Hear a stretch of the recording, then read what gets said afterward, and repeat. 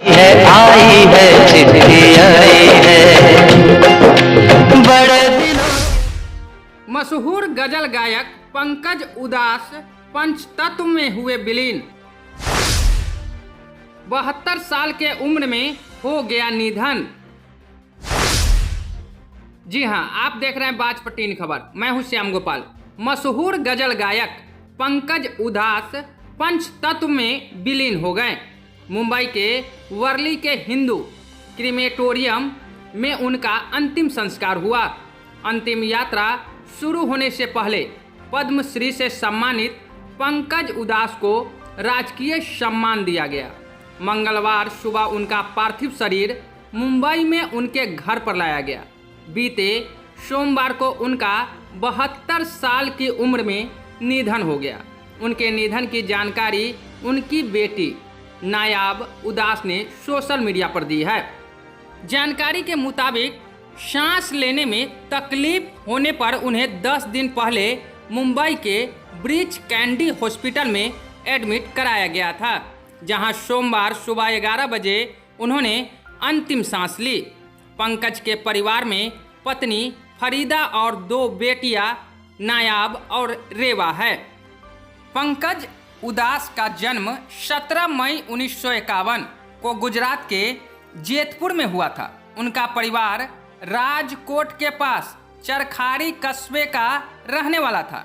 उनके दादा जमींदार और भावनगर के दीवान थे। उनके पिता केशु भाई सरकारी कर्मचारी थे। पिता को इस राज बजाने और माँ जीतूबेन को गाने का शौक था। इसके चलते पंकज उदास समेत उनके दोनों भाइयों का रुझान संगीत की तरफ हुआ। पंकज ने कभी नहीं सोचा था कि वे सिंगिंग में करियर बनाएंगे। उन दिनों भारत चीन युद्ध चल रहा था। इसी दौरान लता मंगेशकर का ए मेरे वतन के लोगों गाना रिलीज हुआ। पंकज ने ए मेरे वतन के लोगों गाया। उनके गीत से लोगों की आंखें नम हो गई। सुनने वालों में से एक आदमी ने इनाम में उन्हें 51 रुपये दिए। यह गाने के बदले उनकी पहली कमाई थी। पंकज के दोनों भाई मनहर और निर्जल उदास म्यूजिक इंडस्ट्री में जाना पहचाना नाम थे। स्कूल में पंकज के बेहतरीन परफॉर्मेंस के बाद उनके पेरेंट्स को लगा कि पंकज भी अपने भाइयों की तरह म्यूजिक फील्ड में कुछ बेहतर कर सकते हैं। इसके बाद उनका एडमिशन राजकोट की संगीत एकेडमी में कराया गया। पढ़ाई के बाद पंकज कई बड़े स्टेज शो पर परफॉर्मेंस देते थे।